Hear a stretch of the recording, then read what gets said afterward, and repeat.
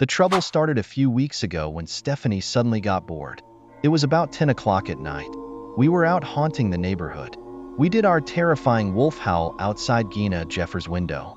Then we went next door to Terry Abel's house. We put some chicken bones in her mailbox, just because it's creepy to reach in your mailbox and feel bones. Then we crept across the street to Ben Fuller's house. Ben was our last stop for the night.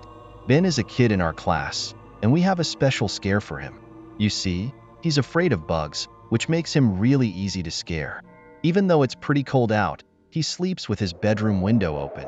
So Stephanie and I like to step up to his window and toss rubber spiders onto Ben as he sleeps. The rubber spiders tickle his face.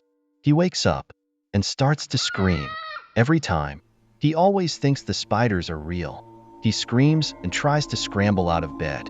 He gets all tangled in his covers and thuds onto the floor. Then Stephanie and I congratulate each other on a job well done, and we go home to bed. But tonight, as we tossed the rubber spiders at Ben's sleeping face, Stephanie turned to me and whispered, "I just had a great idea." Huh. I started to reply, but Ben's scream interrupted me. We listened to him scream, then thud to the floor.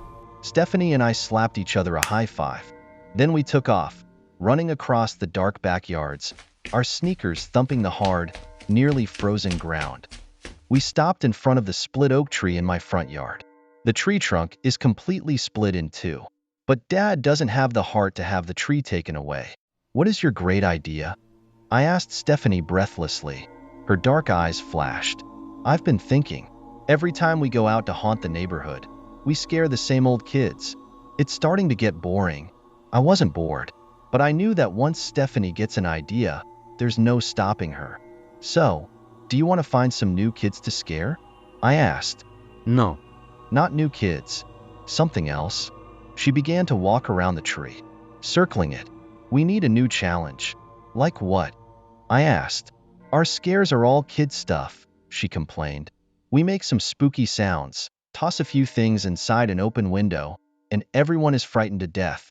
It's too easy." "Yeah," I agreed. "But it's funny." She ignored me. She stuck her head through the split in the tree trunk. "Duane, what's the scariest place in Wheeler Falls?" That was easy.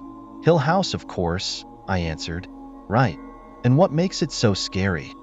"All the ghost stories, but especially the one about the boy searching for his head." Yes. Stephanie cried. All I could see now was her head, poking through the split oak tree. "The headless ghost," she cried in a deep voice and let out a long, scary laugh. "What's your problem?" I demanded. "Are you trying to haunt me now?" Her head seemed to float in the darkness. "We need to haunt Hill House," she declared in a whisper.